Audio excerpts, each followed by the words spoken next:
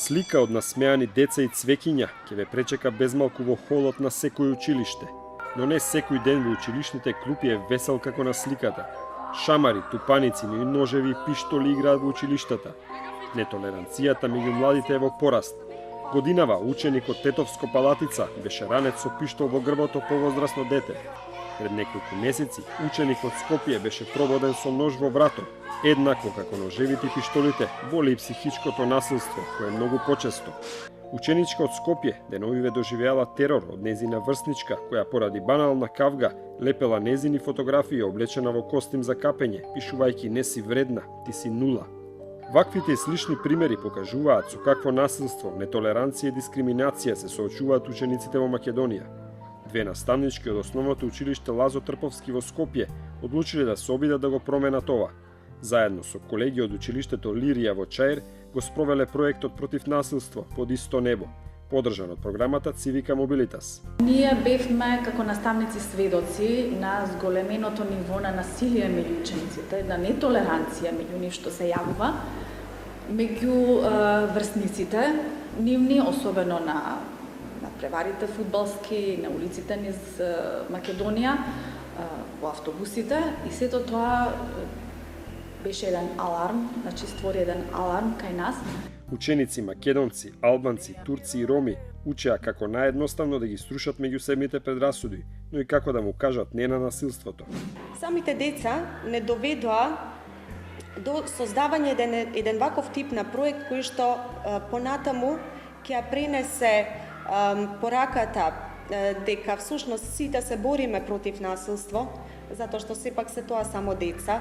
Професорите се како втори родители, па често децата ним им се обраќаат ако имаат проблеми.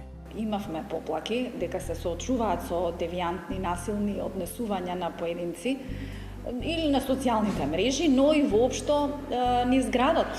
Имале искуство за такво нетолерантно однесување. И токму и тоа беше и поводот меѓу другото. Ние и за тоа и дискутираме и на часовите. Дел од учениците од 8 и 9 оделение од двете училишта за прв пат се сретнале со соученици од друга етничка заедница. Имавме деца кои што никогаш во животот не преминале од другата страна на реката Вардар и воопшто не знаат што постои таму. Да кажеме, најдалечна дестинација била Старата чаршија. Така што сакавме да ги прошириме тука хоризонтите и самите деца да сватат дека од другата страна на реката може да отидат без никаков проблем. Учениците преку јога, уметност, модна ревија и дебати се обидувале да научат што повеќе едни за други. Со секој изминат ден предрасудите се намалувале, а на сметка на тоа се раѓало и пријателство. Кога разговаравме дека на фудбалските надпревари има некои надписи кои што за албанците не се добри, дека тие би биле навредени доколку би го слушнале тоа или виделе. Такви некои од надписите биле, пример, смрт за шиптари, и ние кога бевме таму разговаравме дека тоа не е во ред и дека треба да се подобри, дека ние ништо нема да постигнеме ако ги наведуваме нив. Претходно мислев дека они се нешто поразлично од нас, пошто не сум имала таков контакт со личи со друга вера. Откако почнав да се дружам со нив, ми се смени мислењето. Ние што одиме секој празник во црква, тие одат во џамија и од секогаш ме интересирало како влегуваат, што прават таму. И ми се укажа можност да видам како всушност тие реагираат, како се однесуваат во џамија, какви се нивните правила. Самите ученици сведочат дека насилството е присутно и на социјалните мрежи, но во конкретниот случај, учениците од Лирија и Лазо Трповски докажале дека истите тие мрежи може да се искористат и за тоа што се наменети, за дружење. Се разбира дека сум целосно против насилство или навредување на социјалните мрежи. Ние го одбегнуваме тоа и ги искористивме истите мрежи, например Facebook, само за да ги зацврстиме врските и дружбата со пријателите од Лирија. Според полициската статистика, до септември годинава во училиштата имало 53 случаи на насилство, кои го сториле 143 ученици.